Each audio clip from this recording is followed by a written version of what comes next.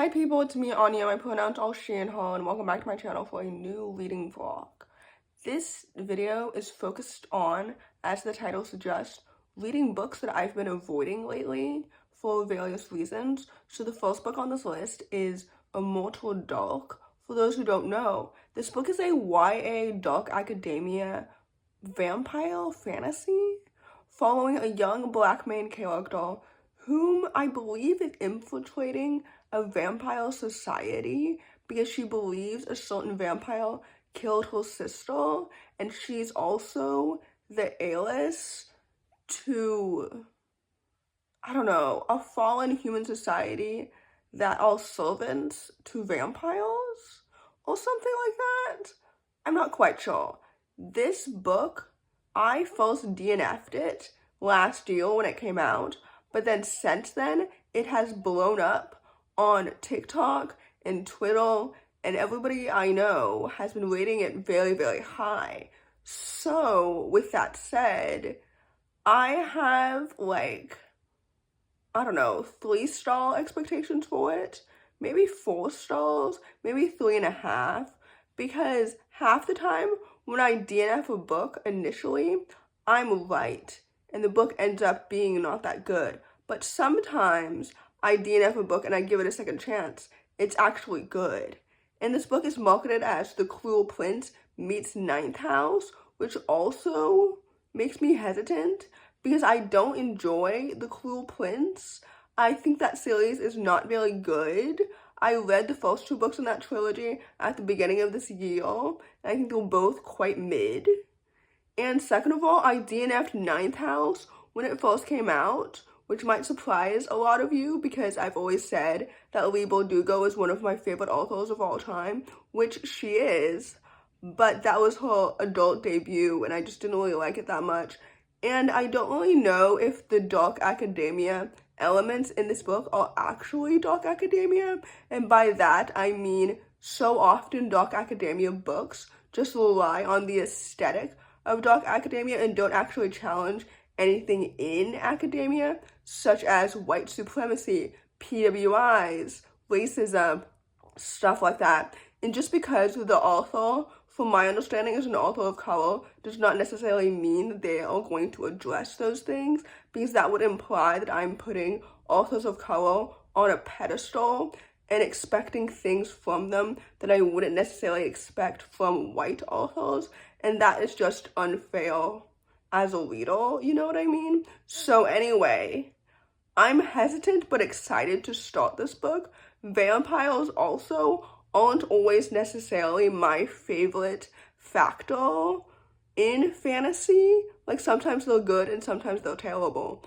So honestly, I don't really enjoy this new trend of vampires or immortal creatures because, like, if the creatures can't die, then the stakes don't exist. You know what I mean? So anyway, all that to say, I'm stalling now. So let's just start this book. So I've read like 7 chapters so far, and I'm genuinely enjoying this book more than I thought I would, which honestly, that's what I thought would happen. So anyway, I'm enjoying it. I've learned that her name was pronounced Keaton because I tweeted just now how to pronounce her name, and one of my friends responded, and she also responded with a TikTok by the author for the correct pronunciation of all the other names of all the other characters. So that's nice. Also, I feel like I'm intrigued by the politics between the vampires and the humans. So far, the vampires are viewed as like the oppressors, and the humans are the ones being oppressed, which is really interesting of this idea of the two of them living in peace, which is why I really understand Keaton's like hesitation throughout this whole situation so far, because I too would be hesitant about living with my oppressors. You know what I mean? Or being forced to live with my oppressors.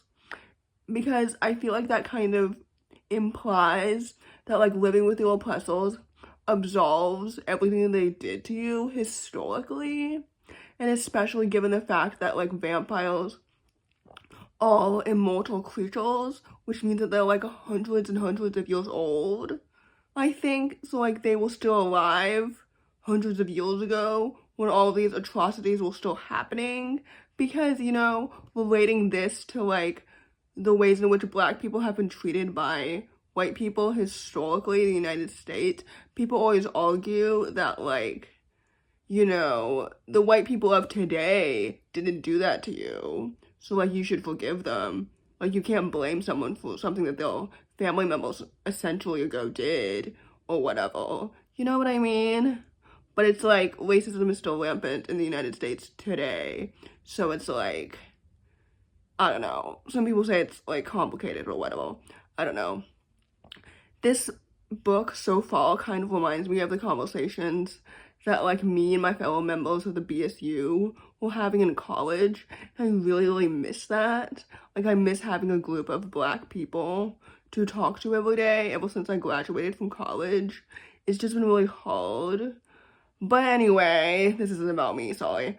So basically, I'm enjoying this book so far and I'm really liking it. So I've read 22 chapters now, and Raymond, I think that's how you pronounce her name, has just died, which is awful. And, like, first of all, the details on the world building in this book have been so good and so well done, although the history is very informational, and some parts of it I don't really understand, but that's okay. I do love the little study group. I hope the study group will be her new friend group, but I'm not quite sure right now because I know that her love interest is the vampire whom she's living with, and I don't really like him right now because he's so arrogant and he's so like annoying, and I've heard that they are going to fall in love and whatever, but I don't really care for their romance. I'm more interested in her friendships with these other people, even though she's saying right now that she's only friends with them because she's trying to find out what happened to her sister, which is true, but I'm hoping that she will become genuinely friends with them anyway. Anyway, so back to Raymond. I think that's how you pronounce her name. I'm not completely sure. But I figured that she was going to die if I had to choose which one was going to die, just because of how the relationship between her and Keaton parallels the relationship between Caden and June. You know what I mean? Like history repeating itself. And also, like, Raymond reminds me of Lou from the Hunger Games, in a sense. So, yeah. I'm intrigued. Is she going to become a vampire now? Can she? I'm not really sure how that works, how a human can become a vampire, and like when they die. I don't know. Anyway, are we gonna see her again is my main question. So yeah, I'm like 21 chapters in so far or something, and I'm enjoying this book so far. There are factors that I'm enjoying and factors that I'm not enjoying, so right now I'm in between a 3 and a 4-star read.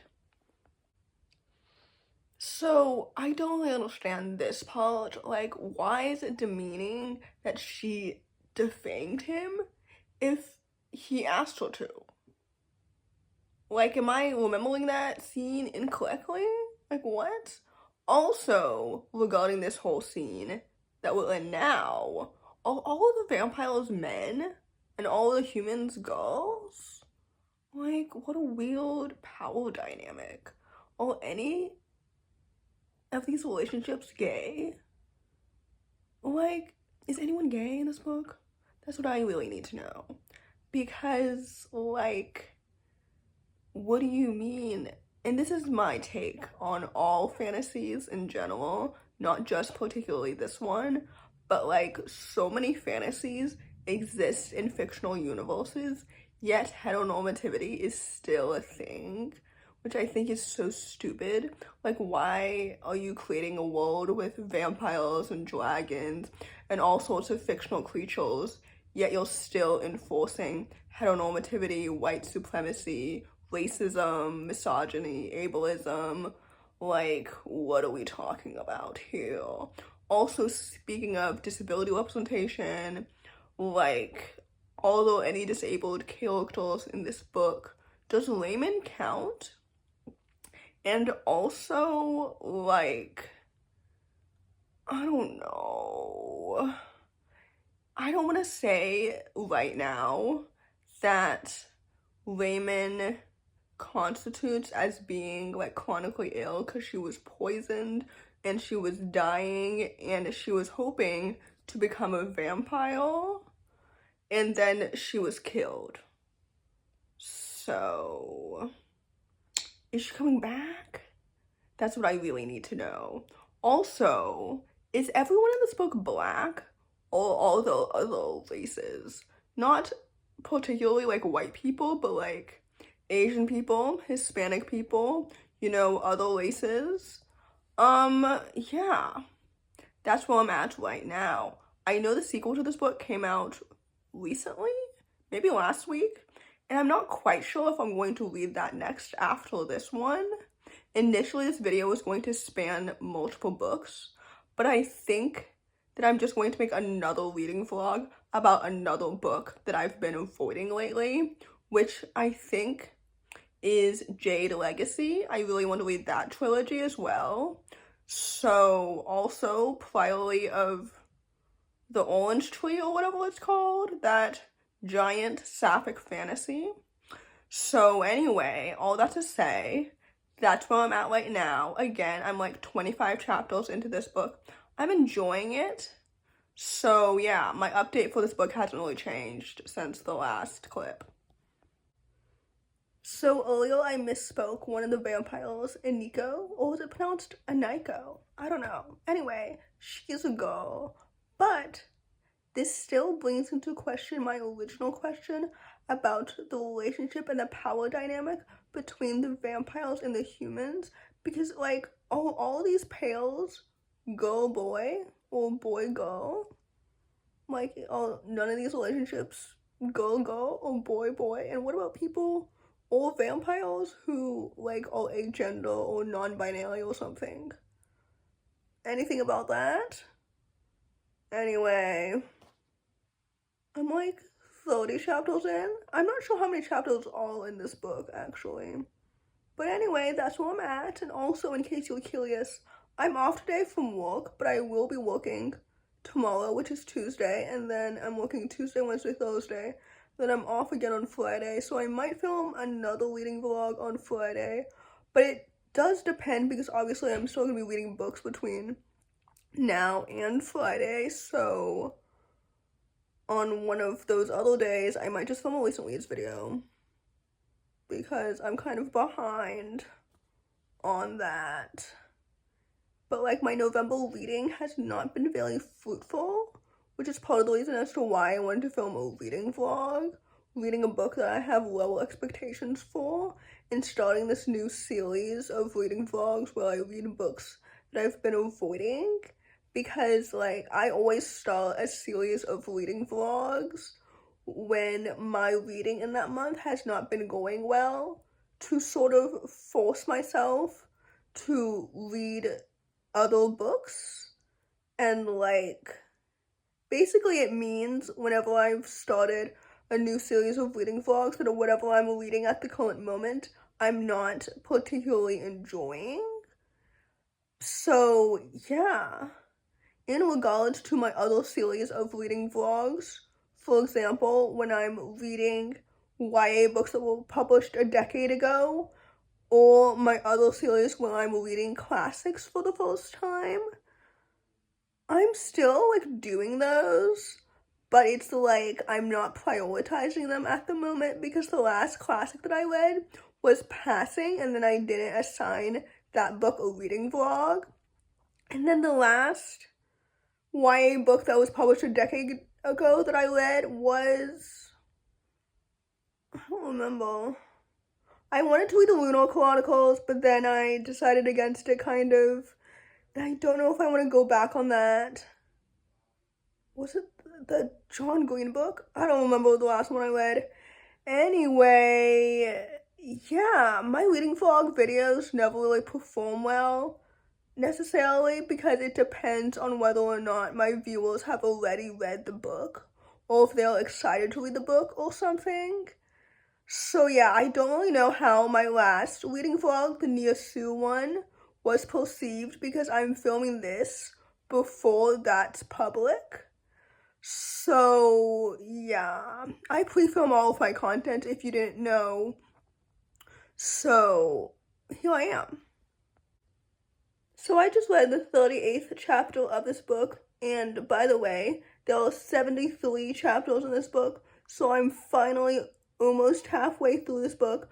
But anyway, I love her friend group. So far, I'm really enjoying Slen and Yusuf and GK and everyone. I think that this friend group could be really something for Keaton, and I'm hoping that it will evolve into a sort of found family, but I don't really know if Keaton fully trusts them. Actually, I don't know why I said that. I know that she does not fully trust them because she has not been actually vulnerable with all of them as to what her true motives are for being at the school in the first place. But they seem to trust her, and I'm sure that they know that she's hiding something. You know what I mean? Like, they're not stupid. Anyway, basically, that's where I'm at currently. So, Slen's father just got arrested for seemingly having a hand in Raymond's death. And here's the thing.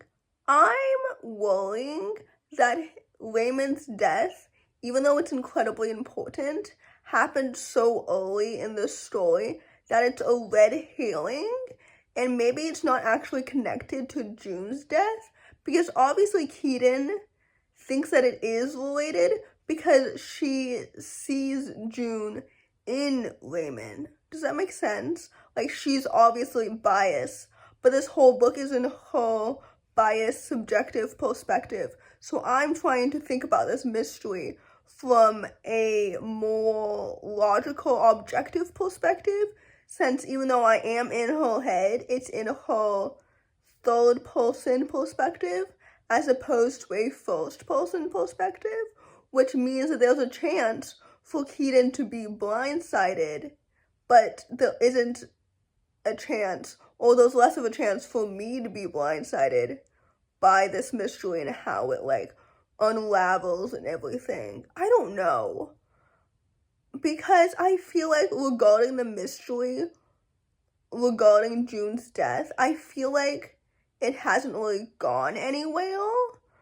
Right now, I feel like all this buildup has been wasted on like the romance between Keaton and her vampire, whose name I'm having trouble pronouncing, honestly. I watched the TikTok that my friend sent me, but I need somebody to say his name slower because I'm confused. So, and also regarding their romance, I don't ship them. I don't care about their romance. Like, I guess I understand the depths of his history, and she recently learned that he used to be an emperor in his previous life. I do think that that's cool.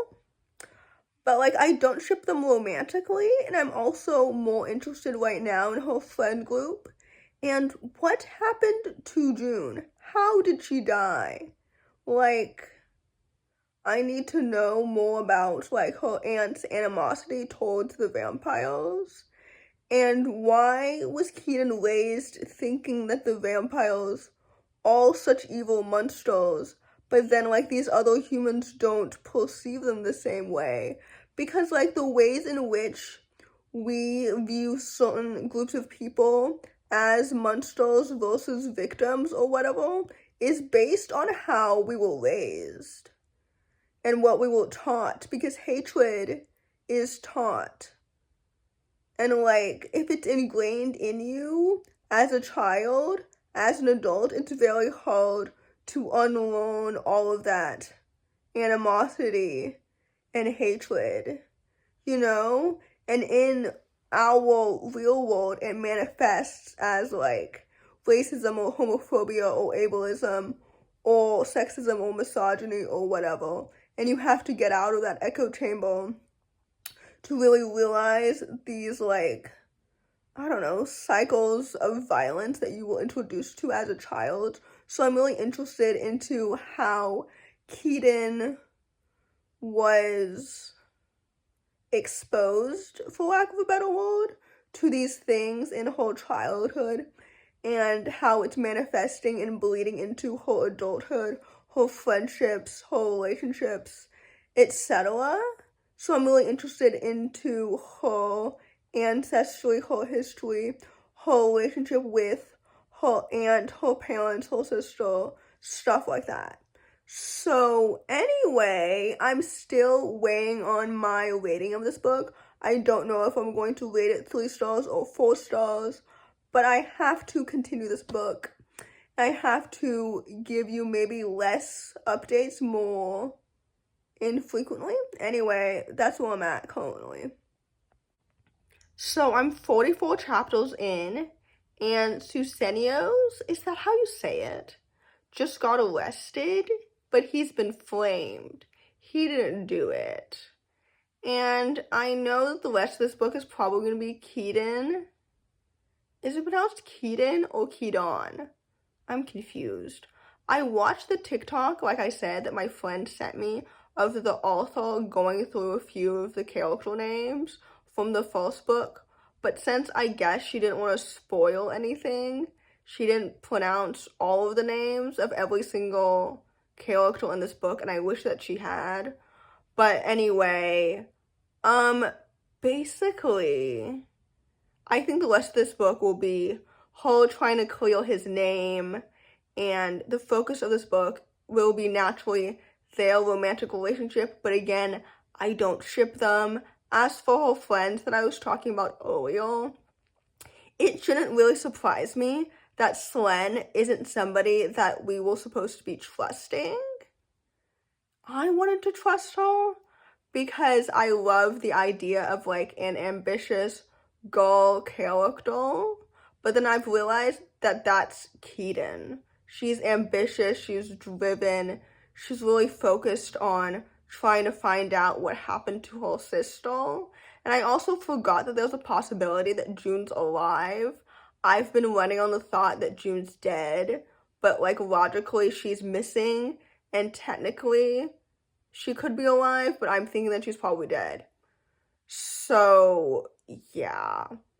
Anyway, I've started to realize that this book, like, I'm not the audience for it because typically I don't really enjoy books about revenge or anything like that because, I don't know, I understand how characters or people in real life can come to a place where they're full of anger and rage and fueled by frustration towards like the government or authority or their oppressors or anything like that. Like, I understand how you can get to that point, and understandably, like, I'm at a point right now where I'm frustrated with the current government administration and stuff, but sometimes I think that I can't do anything about it. So I feel more hopeless and jaded than hopeful and everything, because it's like I don't have the money or the power or anything to get a fucking new president and get certain people out of the government. Like, that's what I want to do. But like, I don't know, like, I'm not Katniss Everdeen. I can't do that. I don't have the resources or the money or the connections or anything, and I always think that like no one's gonna listen to me. I'm just a young girl. I didn't even participate in my state's local elections 2 weeks ago. You know what I mean? Because I think it's not gonna do anything, and I'm just so, I know that's naive, ignorant of me to say, and I understand that also there are privileges that I have that other people may not have, and I really should have definitely used my right to vote, and I didn't, and I should have. I don't know, sometimes I just get stuck in these cycles of, I don't know, depression. Anyway, all that to say, I'm enjoying this book, but I'm not loving it, but I understand why other people do more than I have so far.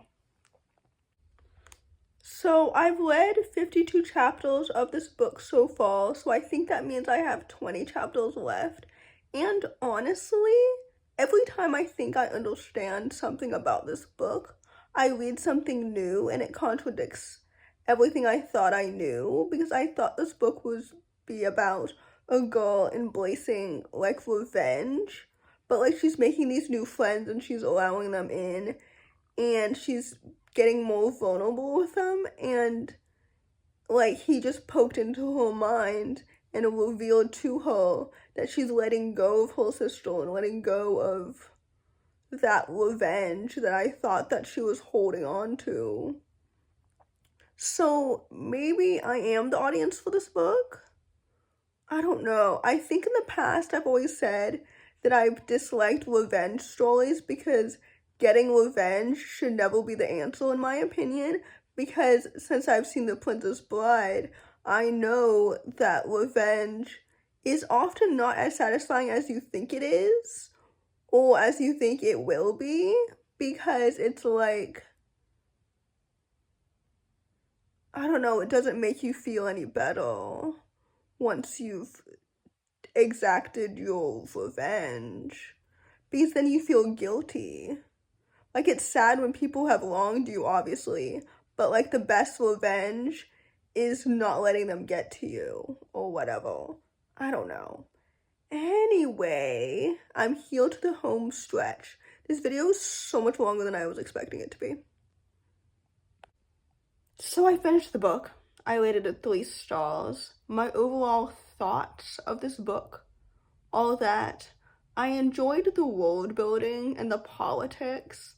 I loved how the author reimagined the origins of vampires with African like history and everything. So that was interesting. Keaton mentioned at the very beginning of this book that she's specifically Ethiopian, and I am assuming that the author herself is also Ethiopian. I'm not completely sure, and I don't really know that much about African history, honestly, because like there's so many different countries in the entire continent, so like there's so much history to learn about, because like obviously each individual country has its own history. You know what I mean? Anyway, I enjoyed at the end the found family amongst her friend group. I think that's cool and interesting. I loved how she grew to trust them over time. As to the romance, again, don't care for it. I really like her feelings for him went so back and forth and back and forth and back and forth, and it felt so inconsistent to me, and I didn't really understand why it was so inconsistent. And the plot was very action-packed. There was so much that happened over the course of this book. This book is also so long, or it felt like it was at least so long. So I didn't love that. I won't be reading the sequel, by the way. I don't even know if this series is a duology or if it's a trilogy and there's more after that, but I don't think I want to continue this series. I'm glad that she got to see her sister at the very end of this book, and like I appreciate that she got to see her, but I also understand that like the letter that she was reading from her sister means that like her sister doesn't even know what she did to her foster mom, so it kind of implies that she didn't get the closure that she wanted, but she's still willing to see her at the very end. So I'm curious as to how that meeting will play out in the sequel, but I don't care about anything else that will happen in the sequel. You know what I mean? I don't know, maybe I'll change my mind once more people start reading the sequel, because that's another thing. Like, sometimes a sequel comes out and people read it and they realize that it's not as good as the first one. So, yeah, overall, I read this book 3 stars. I think it's good. I don't think it's great. I understand why people love this book and fall in love with all of the elements. This book was also more racy than I was expecting, which is not my favorite, and it's more violent and bloody than I was expecting, which is naive of me to think, because obviously a vampire story is going to be bloody, duh. That's a symptom of the genre itself. But I think that that's partly why I tend to avoid vampire stories, because I don't really love like bloody, violent stuff, just in general. So anyway, there's that. I rated this book 3 stars, so take that as you will. So in conclusion, I feel like people might not enjoy the fact that I just admitted that I did not vote in my state's local election, but I just wanted to quickly clarify and again, like, stand by what I said and elaborate on it. Basically, sometimes with the government in the United States specifically, and living in a red state means, for me personally, that I just feel so hopeless and jaded all the time whenever I'm reading the news, instead of feeling, I don't know, hopeful and confident about the future. Because for me, the future just seems more and more bleak lately, instead of feeling, you know, the opposite of bleak. So yeah, but I also know that like I'm very privileged as well. So there are many factors that are tied into this position of mine. So yeah, I know that comes across as naive and ignorant and privileged as well. So I just wanted to quickly clarify that as you watch this video and as you watch the rest of my videos. And I feel like me doing that might sound contradictory as well. I don't know. I don't really know how people are going to perceive everything I've said so far in this video, but I'm putting it all together, and this video is so long too, so I know that there are some parts that people will skim over. So anyway, in conclusion, if you enjoyed this video, please don't hesitate to give it a big thumbs up. Comment down below the vampire emoji, naturally, if you made it all the way to the end of the video. Thanks for watching, subscribe to my channel if you're new, and I'll see you in my next video. Bye!